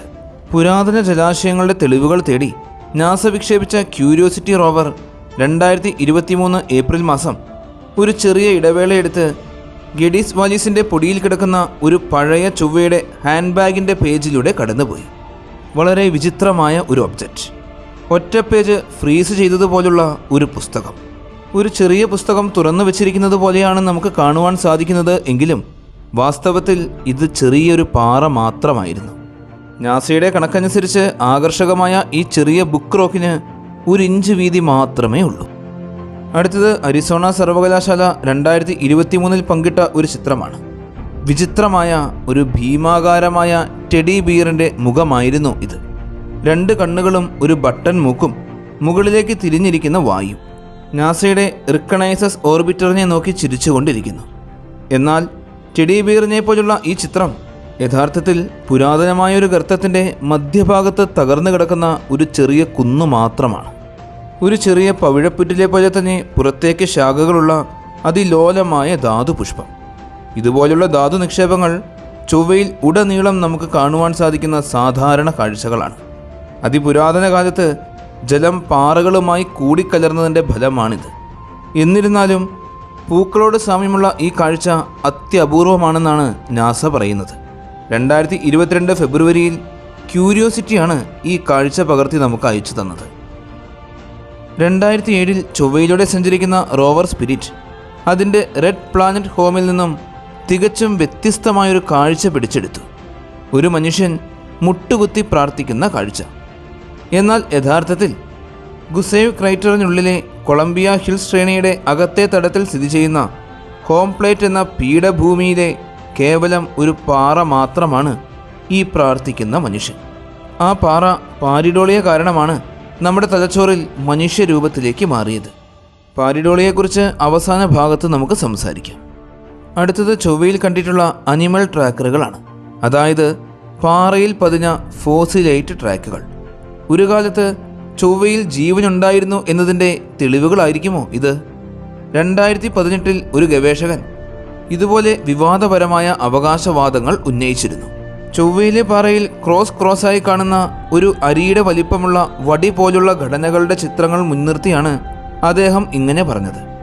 എന്നാൽ ബാഷ്പീകരിക്കപ്പെടുന്ന ജലത്തിലെ ലവണങ്ങൾ കേന്ദ്രീകരിക്കപ്പെടുന്ന പ്രദേശങ്ങളിൽ സമാനമായ സവിശേഷതകൾ ഭൂമിയിൽ ധാരാളം നമുക്ക് കാണുവാൻ സാധിക്കും. ചൊവ്വയിൽ കാണപ്പെടുന്ന ഈ അടയാളങ്ങൾ മുൻകാലത്ത് അതിലൂടെ ഒഴുകിയിരുന്ന നദികളുടെയും തടാകങ്ങളുടെയും കൂടുതൽ തെളിവുകൾ മാത്രമാണ്. അല്ലാതെ ജീവജാലങ്ങൾ ഉണ്ടായിരുന്നതിൻ്റെ യാതൊരു തെളിവുകളും നമുക്ക് ലഭിച്ചിട്ടേയില്ല. 2019 യൂറോപ്യൻ സ്പേസ് ഏജൻസിയായ ESA പുറത്തുവിട്ട ഒരു ചിത്രമാണിത്. ഈ ചിത്രത്തിൽ കാണുന്നത് ചൊവ്വയിലെ പർവ്വതത്തിന് മുകളിലിരിക്കുന്ന ഭീമാകാരമായ രോമമുള്ള ചിലന്തിയായിട്ടാണ് നമുക്ക് തോന്നുക. എന്നാൽ യഥാർത്ഥത്തിൽ ചിലന്തിയുടെ കാലുകളായി കാണുന്നത് നൂറുകണക്കിന് ചെറിയ ചുഴലിക്കാറ്റുകളുടെയും പൊടിക്കാറ്റുകളുടെയും പാതകൾ മാത്രമാണ്. ക്യൂരിയോസിറ്റി റോവർ നമ്മെ അത്ഭുതപ്പെടുത്തുന്ന വിചിത്രമായ ധാരാളം ചിത്രങ്ങൾ നമുക്ക് അയച്ചു തന്നിട്ടുണ്ട്. അവയിൽ ഏറ്റവും കൂടുതൽ ചർച്ച ചെയ്യപ്പെട്ടിട്ടുള്ളതും നമ്മൾ കണ്ടിട്ടുള്ളതുമായ ചിത്രമാണിത്. വലിയൊരു ഗുഹയിലേക്ക് തുറക്കപ്പെട്ടിരിക്കുന്ന വലിയ വാതിലിൻ്റെ ചിത്രം. ചൊവ്വയിൽ അന്യഗ്രഹജീവികളുണ്ടെന്നും അവർ വസിക്കുന്ന ഗുഹയിലേക്കുള്ള വാതിലാണ് ഇത് എന്നുമെല്ലാം ധാരാളം കഥകൾ ഈ വാതിലിനെ ചുറ്റിപ്പറ്റി പടർന്നു. എന്നാൽ യഥാർത്ഥത്തിൽ നമുക്ക് ഭൂമിയിൽ കാണുവാൻ സാധിക്കുന്നത് പോലെ വലിയ പാറകൾക്കിടയിലുള്ള ചെറിയൊരു വിള്ളൽ മാത്രമാണിത്. വാതിലിനെ പോലെ തോന്നിക്കുന്ന ഇതുപോലുള്ള ചെറിയ വിള്ളലുകൾ ചൊവ്വയിൽ ധാരാളം നമ്മൾ കണ്ടിട്ടുണ്ട്. ഇതിനേക്കാളും ഒരുപാട് വർഷങ്ങൾക്ക് മുമ്പ് 1976 വൈക്കിംഗ് 1 എന്ന പേടകം നമ്മെ അത്ഭുതപ്പെടുത്തുന്ന ഒരു ചിത്രം പകർത്തി നമുക്ക് അയച്ചു തന്നു. ചൊവ്വയുടെ ഉപരിതലത്തിൽ മനുഷ്യൻ്റെ മുഖം. മനുഷ്യമുഖത്തോട് ഏറെ സാമ്യമുള്ള 2 കിലോമീറ്ററോളം വിസ്തൃതിയുള്ള ഒരു വലിയ രൂപം. മനുഷ്യൻ്റെ കൃത്യമായ രൂപം. ഇതുപോലൊരു രൂപം തനിയെ രൂപപ്പെട്ടതല്ല എന്നും ആരോ നിർമ്മിച്ചതാണ് എന്നും പലരും വിശ്വസിച്ചു. അന്യഗ്രഹജീവികൾ ചൊവ്വയിലുണ്ട് എന്ന വാർത്ത പരന്നു. പല ഗൂഢാലോചന സിദ്ധാന്തങ്ങളും രൂപപ്പെട്ടു. എന്നാൽ പിന്നീട് നടത്തിയ വിശദമായ പഠനങ്ങളിൽ നിന്നും പകർത്തിയ ചിത്രങ്ങളിൽ നിന്നും നമുക്ക് കാണുവാൻ സാധിച്ചത് മനുഷ്യരൂപത്തെയല്ല, ഒരു ചെറിയ പീഠഭൂമിയെ മാത്രമാണ്. ഇവയെ കൂടാതെ പൂച്ചയുടെ രൂപം, ഡ്രാഗൻ്റെ രൂപം, അങ്ങനെ പല ജീവജാലങ്ങളുടെയും ഞെട്ടിക്കുന്ന രൂപങ്ങൾ നമ്മൾ ചൊവ്വയുടെ ഉപരിതലത്തിൽ കണ്ടിട്ടുണ്ട്. ഈ കാണുന്നവയെല്ലാം ഇതുപോലെ നമുക്ക് തോന്നുന്നതിനുള്ള കാരണം നമ്മൾ ആദ്യം പറഞ്ഞ പാരിഡോളിയ എന്ന പ്രതിഭാസമാണ്. മറ്റൊരർത്ഥത്തിൽ പറഞ്ഞാൽ ഇതുപോലുള്ള രൂപങ്ങളെ നമ്മൾ കാണുന്നതിനുള്ള കാരണം നമ്മുടെ തലച്ചോറ് മാത്രമാണ്. നമ്മൾ ഒരു വസ്തുവിനെ കാണുമ്പോൾ അത് നമ്മുടെ റെറ്റിനയിൽ നിന്നും സിഗ്നലുകളായി തലച്ചോറിലേക്ക് എത്തും. പിന്നീട് തലച്ചോറ് നേരത്തെ സ്റ്റോർ ചെയ്തു വെച്ചിരിക്കുന്ന മറ്റേതെങ്കിലും ഇൻഫോർമേഷനുകളായി ഈ സിഗ്നലിന് സാമ്യമുണ്ടോ എന്ന് പരിശോധിക്കും. ഉണ്ടെങ്കിൽ ആ വസ്തുവിനെ നമുക്ക് തിരിച്ചറിയുവാൻ സാധിക്കും. അപ്പോൾ പ്രകൃതിയിൽ കാണുന്ന ചില രൂപങ്ങളെ നമ്മുടെ തലച്ചോറിൽ സ്റ്റോർ ചെയ്തു വെച്ചിരിക്കുന്ന സിഗ്നലുകളുമായി സാമ്യമുണ്ടെങ്കിൽ ആ രൂപങ്ങൾ നമുക്ക് തിരിച്ചറിയുവാൻ സാധിക്കുന്ന ചിത്രങ്ങളായിട്ടാണ് നമുക്ക് കാണുവാൻ സാധിക്കുക. അതുകൊണ്ടാണ് നമ്മൾ പലപ്പോഴും ആകാശത്ത് നോക്കുമ്പോൾ മേഘങ്ങളിൽ പല രൂപങ്ങളും നമുക്ക് കാണുവാൻ സാധിക്കുന്നത്. ഈ പ്രതിഭാസത്തെയാണ് പാരിഡോളിയ എന്ന് പറയുന്നത്. പാരിഡോളിയ എന്ന ഈ പ്രതിഭാസം നമ്മിൽ സംഭവിക്കുന്നത് കൊണ്ടാണ് നമുക്ക് ചൊവ്വയിൽ ഈ കാഴ്ചകളെല്ലാം കാണുവാൻ സാധിച്ചത്. അല്ലാതെ നാളിതുവരെ ചൊവ്വയിൽ ജീവൻ്റെ യാതൊരു തെളിവുകളും നമുക്ക് കണ്ടെത്താൻ സാധിച്ചിട്ടേയില്ല. ഈ ചുവന്ന ലോകത്തെ വലംവെച്ചുകൊണ്ടിരിക്കുന്ന 2 ചെറിയ ചന്ദ്രന്മാരുണ്ട്, ഫോബോസും ഡിമോസും. ഇവ വലുതോ മനോഹരമോ അല്ല. ഇവയ്ക്ക് നമ്മുടെ ചന്ദ്രനെ പോലെ തിളക്കവുമില്ല. ഇരുണ്ടതും വളരെയേറെ വലിപ്പം കുറഞ്ഞതും വികൃത രൂപമുള്ളതുമാണ് ഈ ചന്ദ്രന്മാർ. ഇത് ശാസ്ത്രലോകത്തിന് വലിയ ചോദ്യചിഹ്നങ്ങളാണ്. ചൊവ്വയുടെ ഈ 2 ചന്ദ്രന്മാരെയും നമുക്ക് വിശദമായി തന്നെ മനസ്സിലാക്കാം. 1877 ഒരു രാത്രിയിൽ അമേരിക്കയിലെ വാഷിംഗ്ടൺ DC-യിലുള്ള നേവൽ ഒബ്സർവേറ്ററിയിൽ നിന്നാണ് ആ വലിയ കണ്ടെത്തൽ നടന്നത്. ആസഫ് ഹാൾ എന്ന ജ്യോതിശാസ്ത്രജ്ഞൻ തൻ്റെ ദൂരദർശിനിയിലൂടെ ചൊവ്വയെ നിരീക്ഷിക്കുകയായിരുന്നു. ചൊവ്വയ്ക്ക് ചന്ദ്രന്മാരുണ്ടാകുമോ എന്ന സംശയം ജ്യോതിശാസ്ത്ര ലോകത്ത് ഏറെ ചർച്ചയായിരുന്ന സമയമായിരുന്നു അത്. അതിനാൽ തന്നെ അദ്ദേഹവും തൻ്റെ ശ്രമം ഉപേക്ഷിക്കാൻ ഒരുങ്ങി. എന്നാൽ ഭാര്യയുടെ നിർബന്ധത്തിന് വഴങ്ങി അദ്ദേഹം വീണ്ടും നിരീക്ഷിച്ചു കൊണ്ടേയിരുന്നു. അപ്പോഴാണ് അദ്ദേഹം അത്ഭുതകരമായ ആ കാഴ്ച കാണുന്നത്. മാർസിൻ്റെ ഒരു വശത്ത് ഒരു ചെറിയ പ്രകാശ ബിന്ദു. ചൊവ്വയ്ക്കൊപ്പം ചുറ്റുന്ന ചെറിയൊരു ചന്ദ്രനാകാം അതെന്ന് അദ്ദേഹം കരുതി. പക്ഷേ മേഘാവൃതമായ അന്തരീക്ഷം കാരണം വ്യക്തമായി നിരീക്ഷണം നടത്തുവാൻ സാധിച്ചില്ല. 16-ാം തീയതി രാത്രി നോക്കിയപ്പോഴും ആ പ്രകാശബിന്ദു വീണ്ടും അവിടെ തന്നെ കാണപ്പെട്ടു. അദ്ദേഹം അന്ന് കണ്ടത് ഒരു ഉപഗ്രഹത്തെ ആയിരുന്നു. പിന്നീടുള്ള ദിവസങ്ങളിൽ കൂടുതൽ നിരീക്ഷണങ്ങൾ നടത്തി അതിൻ്റെ ഭ്രമണപഥം, ദൂരം, വേഗത ഇതെല്ലാം രേഖപ്പെടുത്തി. ഗ്രീക്ക് പുരാണങ്ങളിലെ ദൈവമായ ഏരീസിൻ്റെ സഹോദരൻ, ഭയത്തെ പ്രതിനിധീകരിക്കുന്ന ദൈവമായ ഡീമോസ് എന്ന് അതിന് പേരിട്ടു. ഇതുപോലെ തന്നെ ഓഗസ്റ്റ് മാസം 18-ാം തീയതി രാത്രിയും അദ്ദേഹം നടത്തിയ നിരീക്ഷണത്തിൽ മാർസിൻ്റെ തൊട്ടടുത്തുകൂടെ ഒറ്റപ്പെട്ട മറ്റൊരു വെളിച്ചവും സഞ്ചരിക്കുന്നതായി കണ്ടെത്തി. പിന്നീടുള്ള നിരീക്ഷണങ്ങളിൽ നിന്നും അദ്ദേഹത്തിന് മനസ്സിലായി അത് ചൊവ്വയുടെ മറ്റൊരു ഉപഗ്രഹമാണെന്ന്. അതിന് ഫോബോസ് എന്നും പേരിട്ടു. അങ്ങനെ ആദ്യമായി ചൊവ്വയെ വലം വെച്ചുകൊണ്ടിരിക്കുന്ന 2 നിഗൂഢ ചന്ദ്രന്മാരെയും കണ്ടെത്തി, ഫോബോസിനെയും ഡീമോസിനെയും. ആദ്യം നമുക്ക് ഡിമോസിനെ കാണാം. ഡിമോസിൻ്റെ ഭ്രമണപഥം ചൊവ്വയുടെ ഇക്വേറ്ററിനോടടുത്താണ്, അതും വളരെയേറെ വൃത്താകൃതിയിൽ. ചൊവ്വയിൽ നിന്നും ഏകദേശം 23,500 കിലോമീറ്ററുകൾ അകലത്തിലൂടെയാണ് ഡിമോസ് ചൊവ്വയെ വലം വയ്ക്കുന്നത്. വ്യാഴം അതിൻ്റെ ഭ്രമണപഥം മാറ്റിയ പിന്നീട് ചൊവ്വ പിടിച്ചെടുത്ത ഒരു ചിഹ്നഗ്രഹമായിരിക്കാം ഡിമോസ് എന്നാണ് പലരും പറയുന്നത്. എന്നാൽ ഇന്നേ വരെ അതിന് പൂർണ്ണമായ തെളിവുകളൊന്നും തന്നെ ലഭിച്ചിട്ടില്ല. ഡിമോസിൻ്റെ ആംഗിൾ ഡയമീറ്റർ 2.5 ആർക്ക് മിനിറ്റ്സ് മാത്രമാണ്. അതായത് ഭൂമിയിൽ നിന്നും നോക്കുമ്പോൾ കാണുന്ന ചന്ദ്രൻ്റെ 12ൽ 1 അംശം മാത്രം. അതിനാൽ ചൊവ്വയുടെ ഉപരിതലത്തിൽ നിന്നും ആകാശത്തേക്ക് നോക്കുമ്പോൾ നമുക്ക് ദൂരെയുള്ളൊരു നക്ഷത്രമായി മാത്രമേ ഡിമോസിനെ കാണുവാൻ സാധിക്കൂ. ഫേസുകൾ പൂർണ്ണമായും മാറി വരുവാൻ ഡിമോസിന് വേണ്ടി വരുന്നത് ഭൂമിയിലെ 1.2648 ദിവസങ്ങളാണ്. ഇതിനെ ഡിമോസിൻ്റെ സൈനോഡിക് പീരീഡ് എന്നാണ് പറയുക. ചൊവ്വയിൽ നിന്നും നോക്കുമ്പോൾ ഡിമോസ് കിഴക്ക് നിന്ന് ഉയർന്നു വന്ന് പടിഞ്ഞാറ് അസ്തമിക്കുന്നതായിട്ടാണ് നമുക്ക് കാണുവാൻ സാധിക്കുക. കാരണം ഇതിൻ്റെ ഭ്രമണം അത്ര വേഗതയിലല്ല, ചൊവ്വയുടെ ഭ്രമണ വേഗതയേക്കാൾ കുറവാണ്. ഡീമോസിൻ്റെ ഭ്രമണപഥം ചൊവ്വയോട് താരതമ്യേന അടുത്തായതിനാലും, അടുത്തെന്ന് പറഞ്ഞു കഴിഞ്ഞാൽ ഭൂമിയിൽ നിന്നും ചന്ദ്രൻ സ്ഥിതി ചെയ്യുന്ന അകലവുമായി താരതമ്യപ്പെടുത്തുമ്പോൾ ചൊവ്വയുടെ അടുത്താണ് ഡീമോസ് സ്ഥിതി ചെയ്യുന്നത്. ഇത് കാരണം കൊണ്ടും ചൊവ്വയുടെ മധ്യരേഖയുടെ ചെറിയ ചെരിവ് മാത്രം ഉള്ളതിനാലും 82.7 ഡിഗ്രിയിൽ കൂടുതലുള്ള ചൊവ്വയുടെ അക്ഷാംശങ്ങളിൽ നിന്നുകൊണ്ട് ഇതിനെ കാണുവാൻ സാധിക്കില്ല. ചൊവ്വയിൽ നിന്ന് നോക്കുമ്പോൾ ഡീമോസ് പതിവായി സൂര്യൻ്റെ മുന്നിലൂടെ കടന്നു പോകുന്നതായി കാണാം. ആ സമയത്തും പൂർണ്ണഗ്രഹണം ഉണ്ടാക്കുവാൻ കഴിയാത്ത അത്രത്തോളം ചെറുതാണിത്. സൂര്യൻ്റെ കുറുകെ നീങ്ങുന്ന ഒരു ചെറിയ പൊട്ടു മാത്രമായിട്ടേ നമുക്ക് ഡീമോസിനെ കാണുവാൻ സാധിക്കും. 2004 മാർച്ച് മാസം 4-ാം തീയതി ഡീമോസ് സൂര്യന് മുന്നിലൂടെ സഞ്ചരിക്കുന്ന ചിത്രം ഓപ്പർച്യൂണിറ്റിയും മാർച്ച് മാസം 13-ാം തീയതി സ്പിരിറ്റും പകർത്തിയിട്ടുണ്ട്. ഇനി നമുക്ക് ഡീമോസിൻ്റെ ശാരീരിക പ്രത്യേകതകൾ കാണാം. ഡീമോസിന് ചാര നിറമുള്ള ഒരു ശരീരമാണുള്ളത്. അതിൻ്റെ വലിപ്പത്തിലുള്ള മിക്ക വസ്തുക്കളെയും പോലെ തന്നെ ഇതും പൂർണ്ണ വൃത്താകൃതിയില്ലാത്ത അപൂർവമായ ആകൃതിയിലുള്ള ഒരു ബഹിരാകാശ വസ്തുവാണ്. മാർസിൻ്റെ 2 ചന്ദ്രന്മാരിൽ ഏറ്റവും ചെറുത് ഡീമോസാണ്. 12.5 കിലോമീറ്റർ എന്ന ശരാശരി വ്യാസം മാത്രമേ ഇതിനുള്ളൂ. ഡീമോസിൽ കാർബണേഷ്യസ് വസ്തുക്കളാൽ നിബിഡമായ പാറകളാണുള്ളത്. സി ടൈപ്പ് ചിഹ്നഗ്രഹങ്ങളുടെയും കാർബണേഷ്യസ് ഉൽക്കകളുടെയും പോലെ തന്നെ ഇതിൻ്റെ ഉപരിതലം മുഴുവൻ ഗർത്തങ്ങളിൽ നിറഞ്ഞതാണ്. അവിടെ കാണുവാൻ സാധിക്കുന്ന വലിയ ക്രേറ്ററുകൾക്ക് പോലും 2.5 കിലോമീറ്ററിൽ കൂടുതൽ വലിപ്പമില്ല. ഡീമോസിൻ്റെ വളരെയേറെ കുറഞ്ഞ ഗുരുത്വാകർഷണ ബലം മൂലം മറ്റ് ബഹിരാകാശ വസ്തുക്കൾ ഡീമോസിൽ വന്നിടിച്ചു കഴിഞ്ഞാൽ പുറത്തേക്ക് തെറിക്കുന്ന പൊടിപടലങ്ങൾ തിരികെ ഡീമോസിൻ്റെ ഉപരിതലത്തിൽ പതിക്കുകയില്ല. അത് ബഹിരാകാശത്തേക്ക് തന്നെ പോവുകയാണ് ചെയ്യുന്നത്. ഡീമോസിൻ്റെ എസ്കേപ്പ് വെലോസിറ്റി എന്നത് 5.6 മീറ്റർ പെർ സെക്കൻഡുകൾ മാത്രമാണ്. ഒരു മനുഷ്യൻ ചാടിയാൽ ഈ പ്രവേഗം കൈവരിക്കാൻ കഴിയും. അതോടെ നമ്മൾ ഡീമോസിൻ്റെ ഉപരിതലത്തിൽ നിന്നും നേരെ ബഹിരാകാശത്തിൻ്റെ അനന്തതയിലേക്ക് പറന്നു പോകും. ചൊവ്വയിൽ നിന്നും ഫോബോസിലേക്കുള്ള അകലവുമായി താരതമ്യപ്പെടുത്തുമ്പോൾ അതിനേക്കാളും ഒരുപാട് അകലത്തിലാണ് ഡീമോസ് സ്ഥിതി ചെയ്യുന്നത്. ചൊവ്വയിൽ നിന്നുമുള്ള ടൈഡൽ ആക്സിലറേഷൻ മൂലം ഡീമോസിൻ്റെ ഭ്രമണപഥം പതിയെ വലുതായിക്കൊണ്ടിരിക്കുകയാണ്. അങ്ങനെ നാളുകൾ കഴിയുന്തോറും ഡീമോസ് ചൊവ്വയുടെ ഗുരുത്വാകർഷണ ബലത്തിൽ നിന്നും രക്ഷപ്പെടും. ചൊവ്വയുടെ ഒരു ചന്ദ്രൻ ചൊവ്വയെ വിട്ട് ബഹിരാകാശത്തൂടെ ഒഴുകി നടക്കും. ഇനി നമുക്ക് ഫോബോസിനെ കാണാം. ചൊവ്വയുടെ പ്രകൃതിദത്തമായ ഉപഗ്രഹങ്ങളിൽ ഏറ്റവും വലുതും ചൊവ്വയോട് ഏറ്റവും അടുത്ത് സ്ഥിതി ചെയ്യുന്നതുമായ ഉപഗ്രഹമാണ് ഫോബോസ്. 22.2 കിലോമീറ്ററോളം വ്യാസമുണ്ട് ഫോബോസിന്. ഡീമോസിനേക്കാൾ 7.2 ഇരട്ടി മാസുമുണ്ട്.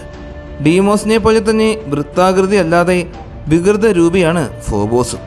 ചൊവ്വയുടെ കേന്ദ്രത്തിൽ നിന്നും വെറും 9377 കിലോമീറ്ററുകൾ മാത്രം അകലത്തിലുള്ള ഭ്രമണപഥത്തിലൂടെയാണ് ഫോബോസ് സഞ്ചരിക്കുന്നത്. സൗരയൂഥത്തിലെ ഏറ്റവും പ്രതിഫലനം കുറഞ്ഞ വസ്തുക്കളിൽ ഒന്നാണ് ഫോബോസ്. കൂടാതെ സ്റ്റിഗ്നി ക്രൈറ്റർ എന്ന ഒരു വലിയ ഉൽക്കാപതന ഗർത്തവും ഫോബോസിൻ്റെ ഉപരിതലത്തിലുണ്ട്. ചൊവ്വയുടെ തൊട്ടടുത്തുള്ള ഭ്രമണപഥത്തിലൂടെ സഞ്ചരിക്കുന്നതിനാൽ ചൊവ്വ സ്വന്തം അച്ചുതണ്ടിൽ ഒരു തവണ തിരിയുന്നതിനേക്കാൾ വേഗതയിലാണ് ഫോബോസ് ചൊവ്വയെ വലം വെച്ചുകൊണ്ടിരിക്കുന്നത്. അതിൻ്റെ ഫലമായി ചൊവ്വയുടെ ഉപരിതലത്തിൽ നിന്ന് നോക്കുമ്പോൾ ഫോബോസ് പടിഞ്ഞാറുദിച്ച് 4 മണിക്കൂർ 15 മിനിറ്റിനുള്ളിൽ കിഴക്ക് അസ്തമിക്കുന്നതായി കാണാം. ഓരോ ചൊവ്വാദിനത്തിലും 2 തവണ ഇങ്ങനെ സംഭവിക്കും, അതായത് 11 മണിക്കൂറുകൾക്കും 6 മിനിറ്റുകൾക്കും ഇടയിൽ. ഇത് ചൊവ്വയുടെ തൊട്ടടുത്തും മധ്യരേഖാ ഭ്രമണപഥത്തിലുമായതിനാൽ 70.4 ഡിഗ്രിയിൽ കൂടുതൽ അക്ഷാംശങ്ങളിൽ നിന്നുകൊണ്ട് ചക്രവാളത്തിന് മുകളിൽ ഇതിനെ കാണുവാൻ സാധിക്കില്ല. നമ്മൾ ഭൂമിയിൽ നിന്നുകൊണ്ട് പൂർണ്ണചന്ദ്രനെ കാണുന്നതുമായി താരതമ്യപ്പെടുത്തുമ്പോൾ പൂർണ്ണചന്ദ്രൻ്റെ 1/3 വലിപ്പം മാത്രമേ ഫോബോസിനുള്ളൂ. ചൊവ്വയിൽ നിന്നുകൊണ്ട് നോക്കുമ്പോൾ നമുക്ക് സൂര്യന് കുറുകെ ഫോബോസ് സഞ്ചരിക്കുന്നത് കാണുവാൻ സാധിക്കും. ഈ സഞ്ചാരം പലതവണ ഓപ്പർച്യൂണിറ്റി പകർത്തിയിട്ടുമുണ്ട്. സൂര്യന് മുന്നിലൂടെ ഫോബോസ് സഞ്ചരിക്കുമ്പോൾ ചൊവ്വയുടെ ഉപരിതലത്തിൽ ഒരു നിഴല് വീഴാറുണ്ട്. ഇത് നിരവധി ബഹിരാകാശ പേടകങ്ങൾ പകർത്തിയിട്ടുമുണ്ട്. സൂര്യൻ്റെ ഡിസ്ക് മറയ്ക്കുവാൻ തക്ക വലിപ്പമില്ലാത്തതുകൊണ്ട് തന്നെ പൂർണ്ണഗ്രഹണം ഒരിക്കലും സാധ്യമല്ല. വളരെ കുറഞ്ഞ മാസം ഗുരുത്വാകർഷണ ബലവും മൂലം ഫോബോസിന് ഒരു അന്തരീക്ഷമില്ല. ഡീമോസിൽ നിന്നും വ്യത്യസ്തമായി ഫോബോസിൽ വൻതോതിൽ ഗർത്തങ്ങളുണ്ട്. ഉപരിതലത്തിലുള്ള സ്റ്റിഗ്നി ക്രൈറ്റർ നമ്മൾ കണ്ടു കഴിഞ്ഞു. 9 കിലോമീറ്റർ വ്യാസമുള്ള ഒരു ഇമ്പാക്റ്റ് ഗർത്തമാണിത്. ഇത് ഫോബോസിൻ്റെ ഉപരിതല വിസ്തീർണത്തിൻ്റെ ഗണ്യമായ ഒരു ഭാഗം ഉൾക്കൊള്ളുന്നു. വിചിത്രമായ ആകൃതിയുള്ള പ്രതലത്തിൽ നിരവധി ചാലുകളും വരകളുമുണ്ട്. ചാലുകൾക്ക് സാധാരണ 30 മീറ്റർ താഴെ ആഴവും 100 മുതൽ 200 മീറ്റർ വരെ വീതിയും 20 കിലോമീറ്റർ വരെ നീളവുമുണ്ട്. കൂടാതെ ലാപ്പിഡ റീജിയോ എന്ന പേരിൽ ഒരു റീജിയോയും ലെഗാഡോ പ്ലാറ്റിന എന്ന പേരിൽ ഒരു പ്ലാറ്റിനയുമുണ്ട്. ഫോബോസ് ചൊവ്വയുടെ തൊട്ട് സമീപത്തുകൂടെയാണ് ചൊവ്വയെ വലം വയ്ക്കുന്നത് എന്ന് നമ്മൾ കണ്ടു. അതുകൊണ്ട് തന്നെ ടൈഡൽ ഡീസലറേഷൻ മൂലം ഓരോ 100 വർഷങ്ങൾ കഴിയുമ്പോഴും ഫോബോസിൻ്റെ പരിക്രമണ ആരം 2 മീറ്റർ ക്രമേണ കുറഞ്ഞു വന്നുകൊണ്ടിരിക്കുകയാണ്. കൂടാതെ പരിക്രമണാരം കുറയുന്നതിനനുസരിച്ച് ടൈഡൽ ഫോഴ്സ് മൂലം വിഘടന സാധ്യതയും വർദ്ധിക്കുന്നു. ഏകദേശം 30 മുതൽ 50 ദശലക്ഷം വർഷങ്ങൾക്കുള്ളിൽ ഫോബോസ് ചൊവ്വയിൽ പതിക്കുകയോ ചൊവ്വയുമായി കൂട്ടിയിടിച്ച് ഛിന്ന ഭിന്നമായി മാറി ശനിയെപ്പോലെ ചൊവ്വയ്ക്ക് ചുറ്റും ഒരു വലയമായി മാറുകയോ ചെയ്യാം. ചുരുക്കി പറഞ്ഞാൽ കാലങ്ങൾക്ക് ശേഷം ഇന്ന് ചൊവ്വയോടൊപ്പം സഞ്ചരിച്ചു കൊണ്ടിരിക്കുന്ന ഈ 2 ചന്ദ്രന്മാരെയും ചൊവ്വയ്ക്ക് നഷ്ടമാകും. അങ്ങനെ ചൊവ്വ സൗരയൂഥത്തിൽ ഒറ്റപ്പെട്ടു പോകും. ഈ ഫോബോസും ഡീമോസും എങ്ങനെയായിരിക്കും മാർസിൻ്റെ ചുറ്റുവട്ടത്തെത്തിയത്? ഇവ മാർസിൻ്റെ തന്നെ ഭാഗമായിരുന്നോ അതോ പുറത്തുനിന്ന് വന്നതാണോ? ഇതിനെക്കുറിച്ച് അത്രമാത്രം ഉറപ്പുള്ള മറുപടി ശാസ്ത്രലോകത്തിന് ഇന്നുമില്ല. ക്യാപ്ചേർഡ് ആസ്ട്രോയിഡ് തിയറി പറയുന്നത് ഈ 2 ചന്ദ്രന്മാരും ഒരു കാലത്ത് ആസ്ട്രോയിഡ് ബെൽറ്റിനുള്ളിലോ അല്ലെങ്കിൽ ഔട്ടർ സോളാർ സിസ്റ്റത്തിലോ ഉണ്ടായിരുന്ന ആസ്ട്രോയിഡുകളാണെന്നാണ്. അവ സൗരയൂഥത്തിലൂടെ സഞ്ചരിച്ച് ചൊവ്വയുടെ ഗുരുത്വാകർഷണ ബലത്തിൽ അകപ്പെട്ട് ഭ്രമണപഥത്തിലേക്ക് പ്രവേശിച്ചു. ഫോബോസും ഡീമോസിൻ്റെയും നിറം, ഘടന, ആകൃതി ഇവയെല്ലാം കാർബൺ സമ്പുഷ്ടമായ സി ടൈപ്പ് ആസ്ട്രോയിഡുകളെ പോലെ സമാനമാണ്. എന്നിരുന്നാലും ഇവ എങ്ങനെയാണ് മാർസിൻ്റെ ഭ്രമണപഥത്തിൽ എത്തപ്പെട്ടത് എന്നതിന് വ്യക്തമായ ഉത്തരങ്ങളില്ല. അടുത്തത് ജെയിൻ്റ് ഇമ്പാക്റ്റ് തിയറിയാണ്. ഇത് നമ്മുടെ ചന്ദ്രൻ രൂപം കൊണ്ട പോലെ തന്നെ വലിയൊരു ആസ്ട്രോയിഡ് മാസുമായി കൂട്ടിയിടിച്ച് പൊട്ടിത്തെറിച്ചപ്പോൾ രൂപം കൊണ്ടതാണ് ഈ ചന്ദ്രന്മാർ എന്നാണ് തിയറി പറയുന്നത്. എന്നാൽ ഇതിനുള്ള സാധ്യത ആദ്യത്തെ തിയറിയേക്കാളും കുറവാണ്. അടുത്തത് കോഫോർമേഷൻ എന്ന തിയറിയാണ്. ഫോബോസും ഡീമോസും മാർസിൻ്റെ അടുത്ത് ഒരേ സമയത്ത് സെയിം നെബുലർ ഡിസ്കിൽ നിന്നും രൂപം കൊണ്ടതാണ് എന്നാണ് ഈ തിയറി പറയുന്നത്. എന്നാൽ ഇതിനും വ്യക്തമായ തെളിവുകൾ കണ്ടെത്താൻ സാധിച്ചിട്ടേയില്ല. ഈ അടുത്ത കാലത്ത് തന്നെ വിക്ഷേപിക്കാൻ പോകുന്ന ജപ്പാൻ്റെ MMX എന്ന പേടകം ഫോബോസിൽ നിന്നും സാമ്പിളുകൾ ശേഖരിക്കും. അതിലൂടെ ഇവയുടെ ഉത്ഭവത്തെക്കുറിച്ച് നമുക്ക് കൂടുതൽ വ്യക്തത ലഭിക്കും. ഫോബോസും ഡീമോസും വളരെ ചെറുതും കാഴ്ചയിൽ അത്ര ഭംഗിയില്ലാത്തതും നമ്മുടെ സൗരയൂഥത്തിലെ തന്നെ ഏറ്റവും വിചിത്രമായ രൂപവും ഭ്രമണപഥവും ഉള്ള ഉപഗ്രഹങ്ങളാണ്. ഭാവിയിൽ മനുഷ്യൻ ചൊവ്വയിലേക്ക് താമസിക്കാൻ പോകുമ്പോൾ ആ യാത്രയിൽ ഫോബോസും ഡീമോസും വലിയ സഹായികളായിരിക്കും. താൽക്കാലിക ആവാസ കേന്ദ്രങ്ങളാക്കി മാറ്റാം. കമ്മ്യൂണിക്കേഷൻ ഹബ്ബോ ഫ്യൂവൽ സ്റ്റേഷനോ സയൻസ് ലാബോ ഒക്കെയാക്കി മാറ്റാം. ഇവയെക്കുറിച്ച് നമ്മൾ ഇതുവരെ അറിഞ്ഞത് വളരെ കുറച്ച് മാത്രമാണ്. ഇവയ്ക്ക് നമ്മോട് ഒരുപാട് കാര്യങ്ങൾ പറയുവാനുണ്ട്. ഭാവിയിൽ ഒരു ദിവസം ഫോബോസ് തകർന്ന് ഇല്ലാതെയായി പോകും. മറ്റൊരു ദിവസം ഡീമോസ് ചൊവ്വയെ തനിച്ചാക്കി ദൂരേക്ക് പറന്നു പോകും. ഈ ഒരു വീഡിയോ എല്ലാവർക്കും ഒരുപാട് ഇഷ്ടമായി എന്ന് വിശ്വസിക്കുന്നു. നിങ്ങളുടെ എല്ലാവരുടെയും സപ്പോർട്ടുകൾ കൂടെ ഉണ്ടാകണം. നല്ലൊരു വീഡിയോയുമായി അടുത്ത എപ്പിസോഡിൽ കാണാം.